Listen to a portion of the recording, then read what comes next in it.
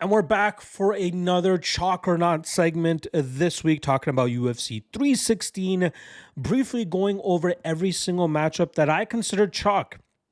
And by my definition, that's a fighter that is minus 185 or wider.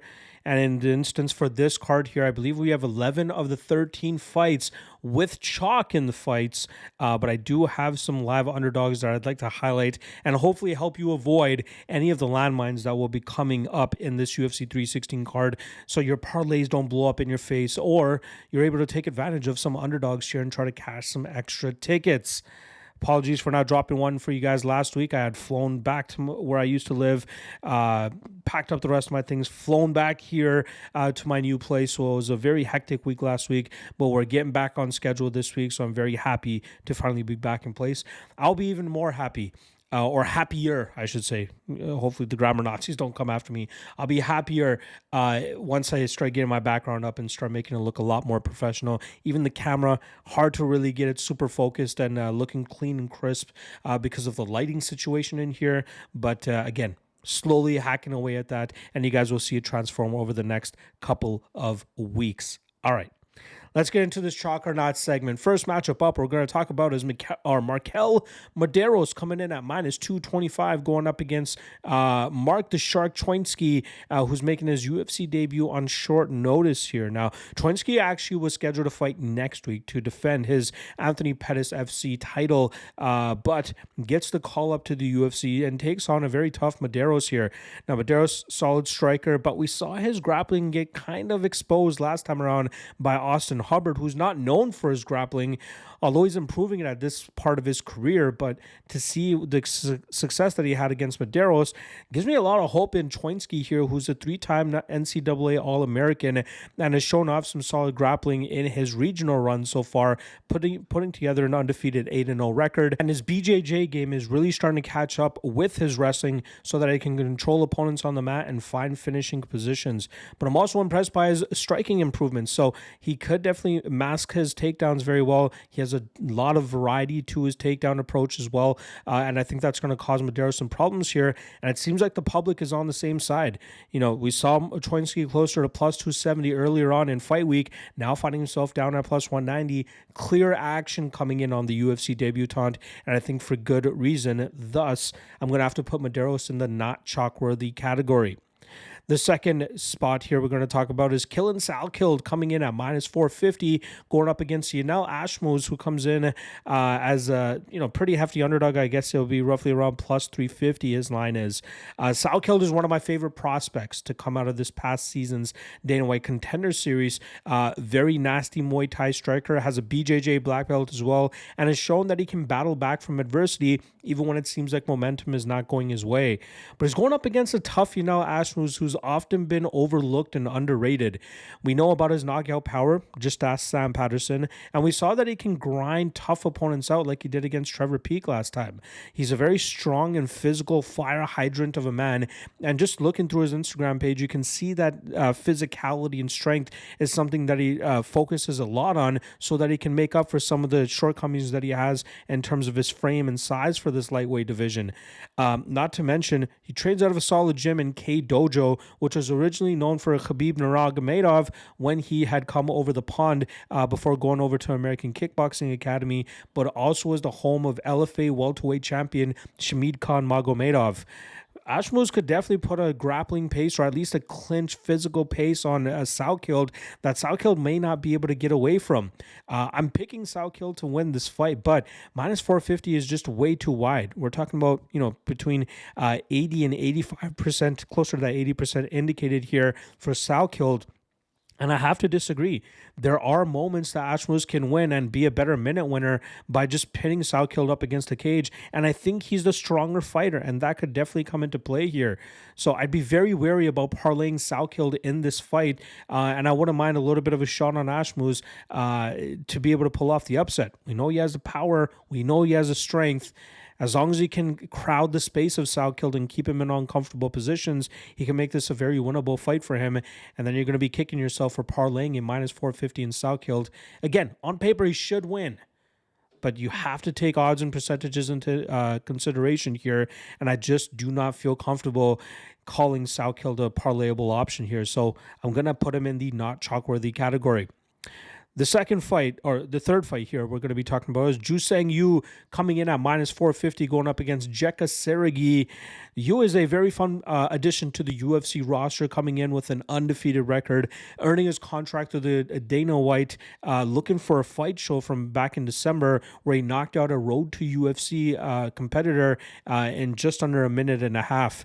Prior to that, he was able to dominate a Dana White Contender Series alum, I believe last year or the year before that, dominating him in the grappling realm and obviously outstriking him as well.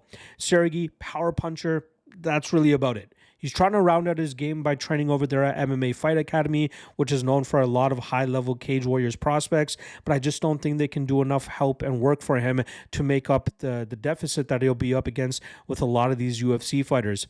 Of course, he's always live to land that big Hail Mary knockout shot, but I think we'll see you take a very comfortable and safe approach here by looking to take Saragih to the ground and just smashing him from that top position. And I think you finishes this within a round, honestly. So at minus 450, a little chalky here, but I think he is chalk-worthy in this fight. I think he nullifies Saragih's finishing threat on the ground and eventually finishes him either by TKO or submission. All right, next up, we got Cong Wang coming in at minus 475, going up against Ariane Lipski de Silva. Fun fight here between two strikers, but I believe the consistent and more significant shots are going to come from the Cong Wang side. Now, Lipski can be competitive in fights that are strictly going to be striking battles, right? Grappling is where she's shown her flaws, specifically in her last two fights against Karine Silva and Jasmine Jasdovicius, and she won't face much of that threat here against Cong Wang. I wouldn't even be surprised if Lipski is the one that looks to initiate the grappling in this matchup, but I don't think she's all that good in that form, and I think she'll struggle to really have some success here against Wang, looking to take this fight to the ground. Look for Wang to utilize a ton of footwork, ton of range management, combinations, big shots, and I think she's going to slowly demoralize and break Lipski down. Initially, I didn't feel all that comfortable parlaying Cong at this wide of a line, but if we're just looking for degenerate parlays, I don't mind her as a potential parlay piece because I think she can make it look that significant here. I think she can make the discrepancy, even if this fight hits the scorecards, look that wide, that she is that much more successful in the striking realm here. That loss she had to Gabriela Fernandez, I think, was a bit of a wake-up call from her, and I think we'll see her be, just as safe as she was in the Bruno Brasil fight, but still be very effective and make it look clear-cut that she deserves to get her hand raised, and I think she can do that here against Lipski. Thus, at the limit, I will put Cong Wang in the chalk-worthy category. All right, next up, we got Chaos Williams coming in at minus 190, going up against Andreas Gustafsson. This is a fight put together somewhat on short notice. Both these guys were training for their specific dates. Gustafsson last week, Williams this week, but both of their opponents fell out, so the UFC decided to match these two together, and it should be a very fun matchup. But I favor Williams, and he is right at that chalk limit, right? I said minus 185 is the limit that I would categorize as chalk, and Williams finds himself ever so slightly in that category. I think he's the better technical striker. I think his power punching approach can help him keep Gustafsson away. I think if Gustafsson looks to engage in the clinch, I think he'll have trouble dealing with the physicality of Williams, and that will allow Williams to fight this pace at his style, at his pace. And I think we'll see him slowly chip away at Gustafsson here, landing those bigger shots, maybe getting the finish in the latter half of this fight after initially, dealing with that grapple heavy approach and shutting it down. But I think he'll be the better fighter overall. And at minus 190, I wouldn't even mind a straight up shot on him here. Maybe 1.9 units to win a unit here. I think, the line is clearly coming in on Gustafsson. I saw Williams, I think, closer to minus 250 just a few days ago. Clearly some love coming in on Gustafsson, but I'm more than happy at this minus 190 line to take a shot on Williams to get the dub. So I'll put Williams in the chalk-worthy category. Next up, we got Azamat Murzakanov coming in at minus 500 going up against Brandon Ribeiro. Now, Murzakanov is 14-0, flawless record. Although he has had some hiccups and some, minor slip-ups in some of his fights, he still managed to keep his record squeaky clean. That win against Stefan Nchukwi, that looked like a fight that he was about to lose on the scorecards before he landed that beautiful flying knee. He's a power striker, likes to blitz the pocket a little bit recklessly at times, loves to utilize that lead uppercut to try to hurt his opponents very badly, just like he did against Alonzo Menafield. And he has some decent wrestling in his back pocket, but that's not often the way that he looks to attack his fights. Now, Brandon Ribeiro pulled off a big upset in his last matchup against DR Nurgazi, who I think was a little bit compromised from having a very bad weight cut, didn't look himself at all, got dropped in the first round, and then we saw Ribeiro get taken down in the second round, but eventually reversed the position with a Kimura and forced the tap from Nurgazi that night. Here, what makes me uncomfortable with Murzakanov as such a big favorite, again, he's more so known for his striking. We don't often see him get to his wrestling, and if he chooses to purely strike here with Ribeiro, he puts himself in a lot of trouble being at a huge height and reach disadvantage in this matchup. I think it's almost a 10-inch reach advantage for Ribeiro on the feet, and we know he has some sting and pop on his shots. So if Murzakanov just goes out there and purely strikes with Ribeiro, again, something that he's known to do, he puts himself in a lot of danger here. And, again, you're talking about almost 85% indicated here on Murzakanov. Who's to say that Ribeiro can't land a big shot and counter him effectively and possibly put him away as well? If Murzakanov goes out there and grapples, sure, he could look minus 500. The question is, will he look to do that? And even if he does, can he keep up a pace if he's unable to finish Ribeiro early and then Ribeiro is able to catch him when he starts slowing down later on in this fight? I'm picking Murzakanov to win this matchup, but I saw that Ribeiro knockout proper roughly around plus 700, plus 800. That's not a bad sprinkle considering the metrics of this fight. This is a very winnable fight for Ribeiro, but again, prediction is Murzakanov, and we're taking percentages and odds into the consideration here. I just think that line's a little bit too wide. His 14-0 record makes him seem better than he is, and he should be the guy of Ribeiro's skill set, but so should have DR Nurgazi, who was also undefeated going into that fight, and minus 400 favorite if I'm not mistaken in that fight. So I'm gonna have to put Murzakanov in the not chalk-worthy category. Again, the metrics in this fight are huge. It is a huge disadvantage that Murzakanov needs to overcome in this fight. Maybe he can with his speed and power, but Ribeiro will definitely put up a fight. All right.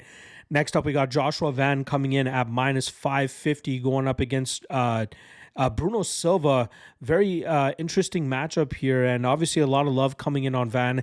Very fun fighter, very effective fighter, 6-1 through his 7-fight UFC career thus far, riding a 3-fight winning streak. We know all about his striking approach. He loves to take his time early on, but then really starts to apply the pressure in the second and third rounds with his combination striking approach, really hurting opponents, working the body, slowing them down, maybe finishing them late, or doing enough to clearly win the second and third rounds.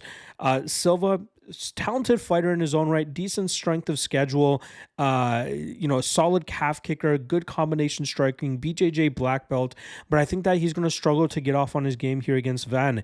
He might have some early success, but I expect Van, just as Manel Cap did, really start running away with this fight in the latter half of the fight. I expect Van to do the same thing here. Now, some people might say that because Van giving up that first round, maybe he's not worth that minus 550, but I think that Van can be effective from jump here, and I think he can be very effective in terms of the second and third rounds, especially as he slowly breaks down Silva. And we've seen Silva come back from adversity. The Cody Durden fight, it seemed like momentum was starting to be in Durden's favor before Silva landed that big shot to put Van away, but I'd be surprised if Silva is able to uncork a big enough shot to put Van away in this spot. So I expect Van to win a solid 12 and a half minutes of this fight, 13 minutes of this fight, maybe win this fight on the scorecards, maybe get his hand raised by finish, but I'm gonna put him in the chalk-worthy category. I think he is that much better than Bruno Silva, specifically in that striking realm. And from a grappling perspective, sure, on paper Silva might be better, but I think he's going to struggle to get this fight to the ground. I think Van will be very good with the takedown defense, keeping this fight upright, and then battering Silva on the feet. So once again, I'm going to put Van in the chalk-worthy category. All right, next up, Kevin Holland coming in at minus 280, going up against Vicente Luque. This is a fight that I've been battling back and forth over the last 48 hours in terms of which side that I really want to settle on. When I did my written breakdown, I settled on the Kevin Holland side, saying that he's going to win by knockout. When I recorded my breakdowns, I think that was the longest portion of the podcast. I think I went almost 7 minutes going back and forth about, maybe convincing myself on Vicente Luque. But for the sake of this podcast, the fact that I am battling back and forth about it clearly states that I don't think that Kevin Holland is worth that minus 280 chalk. We know that he'll have the striking advantage, he'll have the speed advantage, he may even have enough power to put Luque away. But we know Luque is the better grappler, better submission specialist. He can go out there and grind this fight out if he can really get there.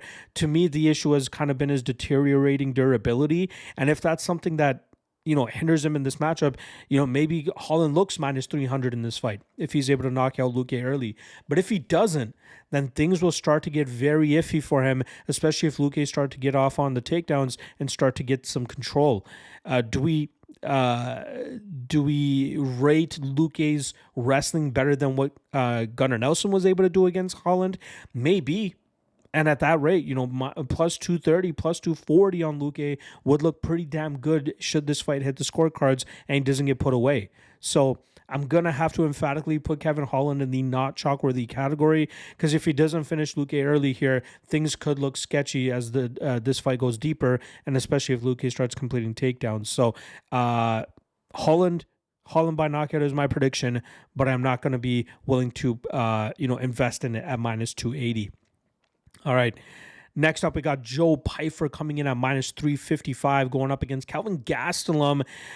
Fun fight here that was originally scheduled to go down in March, but unfortunately, food poisoning on the day of the fight caught Joe Pyfer in the ass, and that pulled that fight from that card. Luckily, the UFC has put them back together, and we're still getting this fight this weekend.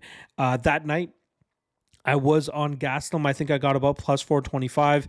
Obviously, whenever fights happen like that, we saw last week with Jafel Filho, usually when the underdog is as big of an underdog and gets that action during fight week, and then the fight gets canceled on fight day or weigh-in day, the line for their rematch or their next scheduled fight often reflects the line of when the fight was just about to go down. And that's the same case here, right? I got Gastelum initially at plus 425 back in March. Now you're seeing him around that plus 280, plus 300 line because there was that action coming in on him.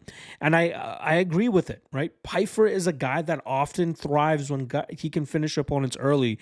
And Gastelum's a guy that's never been knocked out in his career. One thing that's shined throughout his career is his ability to take punishment and still be very live in fights. Sure, he's been submitted, and that might be the way Pyfer looks to take this fight.